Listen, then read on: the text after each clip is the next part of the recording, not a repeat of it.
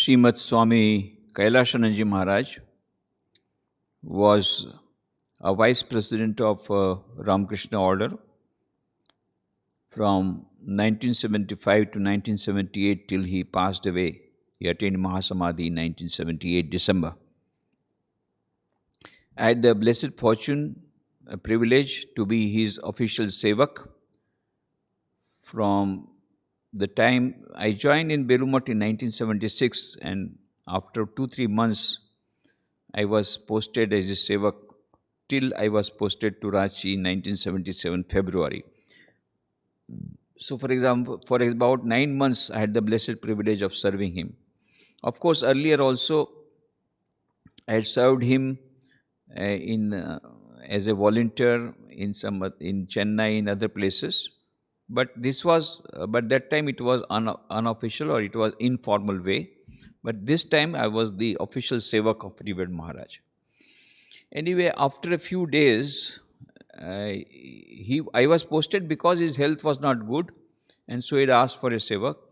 Already, Swami Pareshananji was the secretary. Dhruv Maharaj was the secretary at that time, and there was no sevak. So, since his health was not good, I was posted there.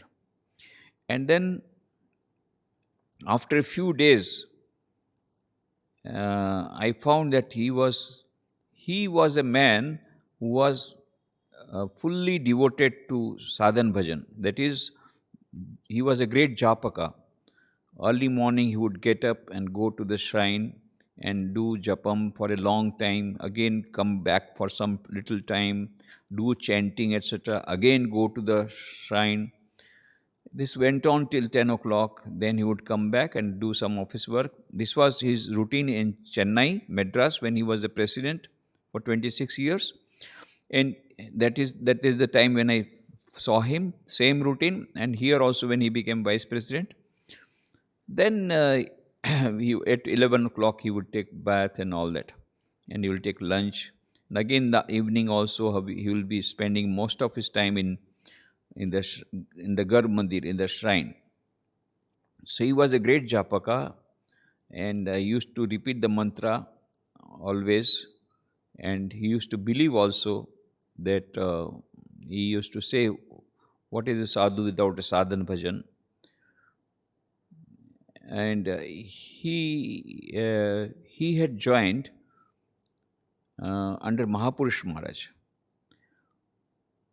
So I have many things to tell about him, but I reserve that for later period. But one thing that I would like to tell now is about his Guru Bhakti. He joined at a little elderly age. He was the professor in history in Dhaka College.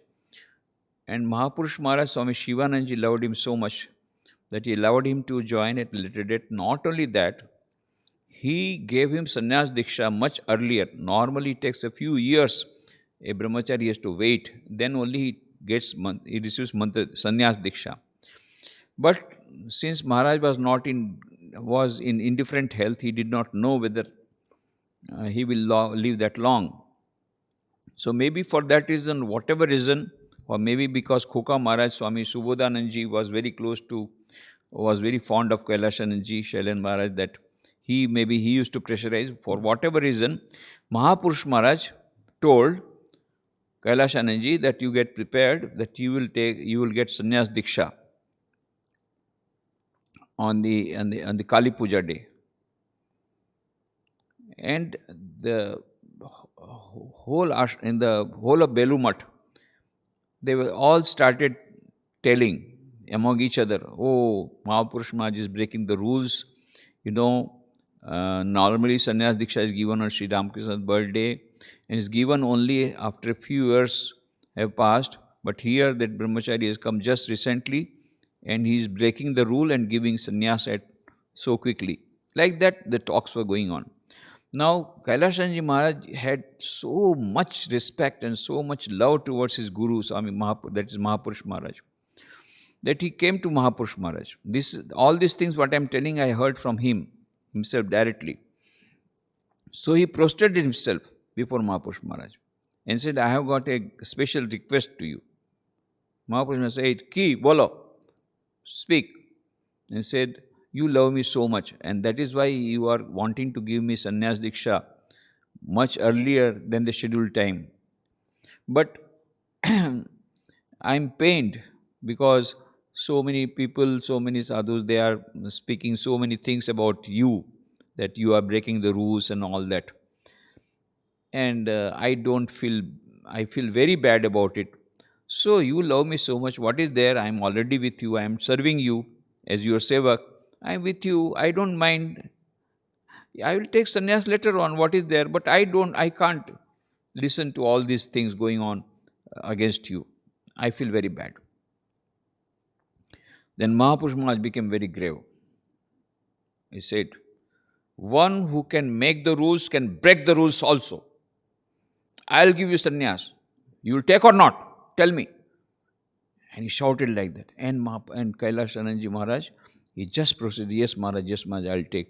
And though it was settled, and then because he used to serve him, just one day before the sannyas diksha, Mahapurush Maharaj was in a good mood. He was taking food and he was asking, so tomorrow you are going to get sannyas diksha, huh? Wow, very nice, very nice. So what name I should give you? He is asking the person who is going to receive the name. He is asking. They said, oh, my name is Shivananda, so your name will be Kailashananda. Okay, is that okay? So like he gave the name Kailashananda before Sannyas Diksha only. He made so much exception for him. So to cut short, Mahapurush Maharaj loved him like anything. And Kailashanandji Maharaj had so much respect and so much shraddha and so much faith and so much love towards his Guru. It cannot be described. It cannot be described. Whenever he would talk anything, he will start the sentence like that. Mahapurush Maharaj used to say, Mahapurush Maharaj bolte hain, every sentence will start with this sentence only. Mahapurush Maharaj bolte hain. Mahapurush Maharaj used to say. His psyche was so much imbued that every sentence would start with Mahapurush Maharaj. Not only that, while serving, sometimes once or twice he confided, he told me, in every pore of my body is Mahapurush Maharaj. He confided to me. He told me, in every pore of my body is Mahapurush Maharaj. And he was so devoted to his Guru. We are listening to many stories about Guru Bhakti of so many people. But I saw with my own eyes how much Guru Bhakti somebody can have. I had the first-hand experience. And I will tell you a small incident. What happened that his health became very indifferent. And so, for the first time I saw he did not go to the shrine in the morning. So, I became alarmed. So, he said, I don't want to show the doctor. But I took the initiative, telephoned the doctor came, took the blood pressure and all that. And it was decided within half an hour, he has to be taken to Seva Prasthana. He has to be admitted in hospital. But he was not ready to go. He said, nothing has happened to me. I will just need a climate change. I will go to Ranchi and I will go to Kashi and I will be all right. There is nothing serious about it. He didn't know anything about it. It's just weakness, it will go away. Then Prabhu Maharaj Swami Vireshwaranandji was the president at the time. He had to come all the way to his room. I was there at that time.